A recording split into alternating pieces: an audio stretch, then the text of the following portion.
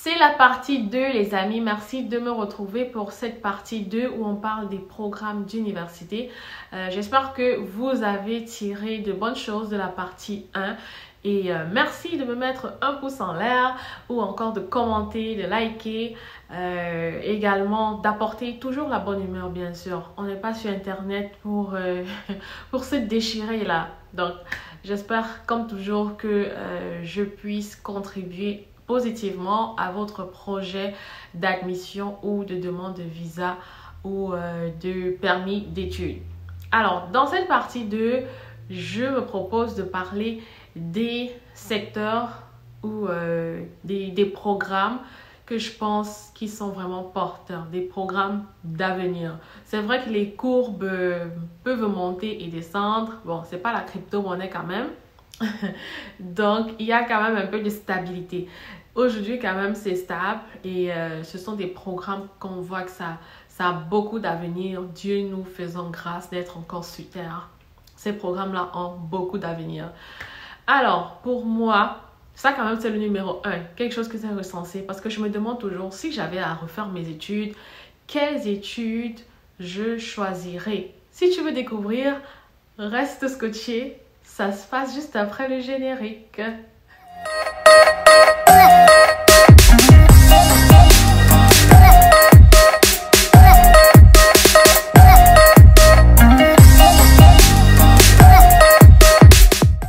J'ai failli oublier mon générique. J'ai payé cher pour ça, hein, donc il faut que je l'utilise. Je dois l'utiliser. Merci de votre compréhension. Merci beaucoup. Quand même, ok.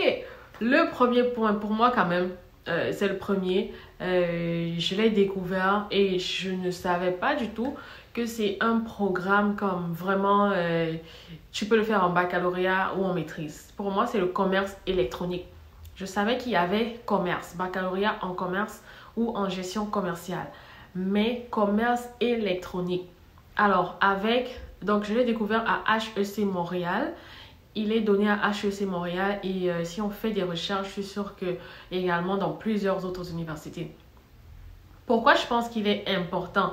Parce que tout le monde aujourd'hui se lance dans le e-commerce. Mais ce que nous ne savons pas ou que beaucoup d'entre vous ne savez pas, c'est que le e-commerce, c'est pas juste ce qu'on voit en ligne là. Tout le monde poste, tout le monde fait des trucs. Il y a des stratégies et vraiment, on les apprend. Tu peux les apprendre à l'école. Tu seras bien évidemment meilleur. Peut-être la société va dire que tu prends du retard à faire des études alors que tu peux apprendre sur le tas.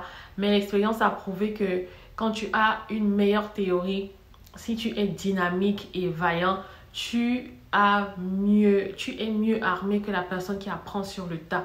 Donc vraiment, commerce électronique, c'est une filière comme aujourd'hui là, il y a beaucoup d'entreprises qui recrutent des gestionnaires en commerce électronique, qui recrutent des personnes spécialisées en commerce électronique parce que vous avez besoin de savoir, c'est pas juste les Facebook ads, les Instagram ads ou les publicités sur les médias sociaux en fait. Comme c'est pas juste ça. Moi j'ai découvert qu'il y a tout un vaste... C'est une autre conversation, une autre discussion vraiment qui va au-delà de ce qu'on voit sur les réseaux sociaux. Pour les entreprises, quoi. Il faut vraiment maîtriser le digital. Donc, tout ce qui est commerce électronique également, digital marketing. Digital marketing, ça, c'est vraiment les filières de l'avenir. Donc, pour moi, ce serait vraiment ça. Et en deuxième, ou alors peut-être une sous-catégorie, ce serait tout ce qui est technologique. Mais quand je dis technologique, c'est pas seulement computer sciences, c'est pas seulement les sciences informatiques. Technologique dans votre domaine. Comme par exemple, moi, je vais prendre mon exemple. En ressources humaines, tu peux être analyste en ressources humaines. Qu'est-ce que ça veut dire? Pour être analyste en ressources humaines, par exemple, vous avez besoin des technologies pour pouvoir faire les metrics. Et la personne qui maîtrise la technologie à utiliser, par exemple, en ressources humaines est mieux armée que celle qui ne connaît pas, bien évidemment. Donc, c'est en fait ça qu'on parle de technologie. Pouvoir être capable d'utiliser la technologie pour faire ton travail en administration. Donc, tu as un background en technologie qui supporte ton background en administration. Donc, c'est ça quand on dit technologie. Ce n'est pas seulement computer sciences ou tout ce qui est application et tout. Ben, c'est sûr, ça aussi, ça fonctionne. Donc, je parle ici vraiment des technologies vraiment dans le domaine, si vous avez un autre domaine.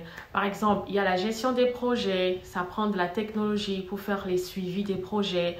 Il y a de la gestion des produits, ça prend de la technologie. Ça, vraiment, ce sont les nouvelles filières qui vont vraiment faire boom. Donc, j'ai dit, retenir, c'est vraiment je veux dire, la faculté, c'est comme gestion et technologie, ok? Donc, il y a la gestion des projets, la gestion des produits, la gestion de la qualité. Il y a la qualité et environnement. Ça, ce sont des filières vraiment où les gens ont vraiment de la peine à trouver des spécialistes là-dedans. Qualité et environnement, c'est ça. Il y a aussi les stratégies, gestion de la stratégie.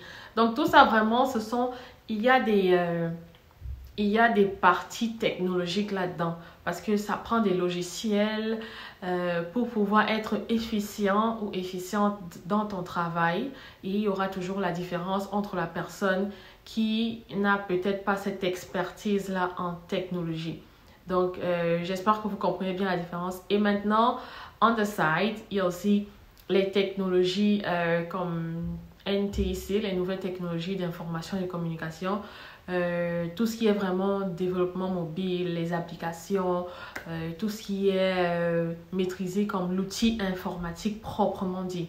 Ça aussi, bon, hors pair, on sait déjà que c'est quelque chose qui est très, très en demande au Canada. Mais je voulais mettre l'accent sur une autre forme de technologie. Et récemment, moi, je m'y suis intéressée pour pouvoir être analyste en ressources humaines. J'ai oublié ou j'ai failli oublier quelque chose. Intelligence artificielle. J'ai rencontré peu de personnes dans mon Canadian Journey qui ont fait intelligence artificielle. Si vous êtes le génie de la famille, pardon, il faut faire intelligence artificielle. Il y a trop de rares personnes qui font ça ici. Donc, si vous faites ça et que vous excellez, peut-être c'est vous qui allez changer notre vie. Vous voyez un peu. Intelligence artificielle. Je ne peux pas en dire beaucoup parce que c'est un domaine que j'ai toujours trouvé hors du commun, comme ça vient de l'espace là. Mais si c'est pour vous, il faut aussi aller faire. C'est très très bien. Ou vos futurs enfants peuvent aller faire. Comme les adultes ou les personnes un peu plus âgées que j'ai rencontrées qui l'ont fait, ils avaient comme des bourses automatiques. Il y a comme 10 ans, 20 ans passés. C'est un peu loin là, mais ils étaient tellement considérés comme des génies au Cameroun, d'après ce qu'on m'a dit, qu'ils avaient des bourses automatiques pour venir étudier au Canada. Donc, si c'est pour vous, vous entendez déjà intelligence artificielle. Il n'y a pas grand-chose à dire dessus. Si c'est pour vous, allez seulement faire. Ensuite, il y a Women and Gender Studies. C'est un programme qu'on néglige, mais je peux vous dire, aujourd'hui, avec le féminisme là, dans ce pays-ci là, et aussi, je dirais, en Amérique en général, oui, c'est sûr que c'est Canada et États-Unis. Ici là, Women and Gender Studies. Comme où je travaille, par exemple, il y a des programmes, il y a beaucoup de programmes de développement pour les femmes. Et parfois, ils recherchent des personnes qui ont de l'expérience en Women and Gender Studies, comme à proprement dit. Bon. Ça, c'est une filière que j'ai beaucoup négligée dans mon pays parce que je me disais toujours, ben, je n'étais pas la seule, en tout cas. Qu'est-ce qu'ils vont faire? Ça va servir à quoi? Ils vont étudier les femmes, le genre et tout. Mais et pourtant, ils prenaient l'inspiration du système anglo-saxon. Je ne sais pas si c'est bien ou si c'est mal. Parce que ici, avec les affaires de genre, il y a beaucoup d'études là-dedans. Si vous aussi, mais vous pouvez vous concentrer vraiment sur les femmes. Ça n'a pas forcément rapport au féminisme, mais c'est vraiment développer les programmes pour les femmes, comprendre comment la femme fonctionne, aider les femmes à évoluer et tout, les politiques et tout ça là. So, je peux vous dire, on recrute beaucoup là-dedans. C'est vraiment quelque chose aussi qui, surtout avec le temps, hein, avec le temps, ça va juste augmenter. J'ai pas trop envie de m'attarder sur le genre parce que vous voyez ce qu'il y a sur les réseaux sociaux et les binaires et les non-binaires, c'est ça. Donc si tu étudies ça, c'est sûr que c'est toi qui vas faire les politiques pour eux, pour qu'ils soient aussi équité, diversité, inclusion. Ça, ce sont les termes vraiment que aujourd'hui, là, ils sont beaucoup recherchés. Les gens qui sont spécialistes dans ça pour faire les politiques et tout ça, tout ça. Ça ne veut pas dire qu'on dit politique en termes de règles et régulations. Hein. Ça ne veut pas dire que tu vas faire de la politique. Non, c'est pas ça que je dis. Je dis pas que tu vas faire de la politique. Mais établir les règles et les trucs pour les entreprises. Et également pour les partenariats à développer avec d'autres entreprises.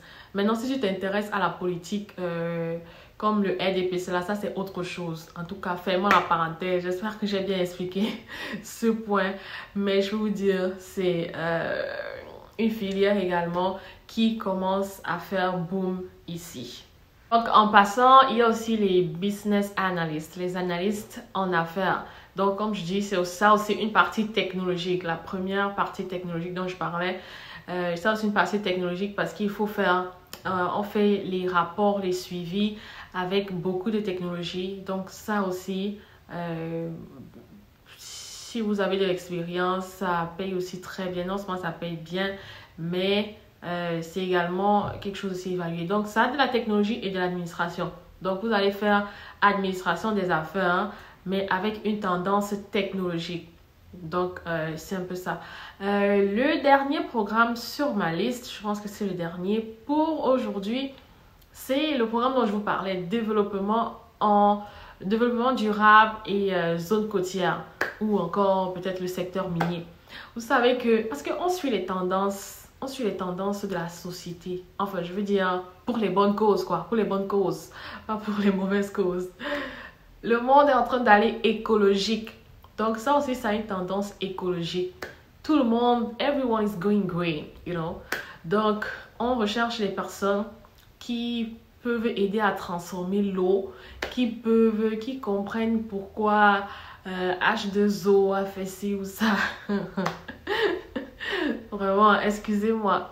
C'est juste que moi-même, ce sont des programmes que je négligeais. Ben, je me posais aussi beaucoup de questions, mais moi-même, je vois ça. Et j'aimerais vraiment inviter quelqu'un qui va nous parler spécialement de ce programme-là. Parce que j'entends ça de plus en plus. Quelqu'un va venir nous expliquer à quoi, quelqu'un qui travaille là-dedans, quel est vraiment le but de ce programme. Mais je peux vous dire, comme partout, surtout qu'ici, il y a l'eau partout. Donc, aussi avec les espèces marines. Voilà, les espèces marines, il faut comprendre comment ça fonctionne et tout. Il faut améliorer la qualité de l'eau. Il faut également, les programmes de développement, comme on dit également, les programmes de développement, dépendamment comme ça aussi, il y a les secteurs, hein. Il y a les secteurs où ça fait boom et où c'est un peu moins. Mais comme je dis, c'est un programme qui prend vraiment beaucoup d'ampleur. Vraiment, j'aimerais beaucoup que la personne que j'ai invitée pour ce programme-là puisse honorer à l'invitation. Et on va parler de ce programme parce que c'est également une très bonne porte pour vous.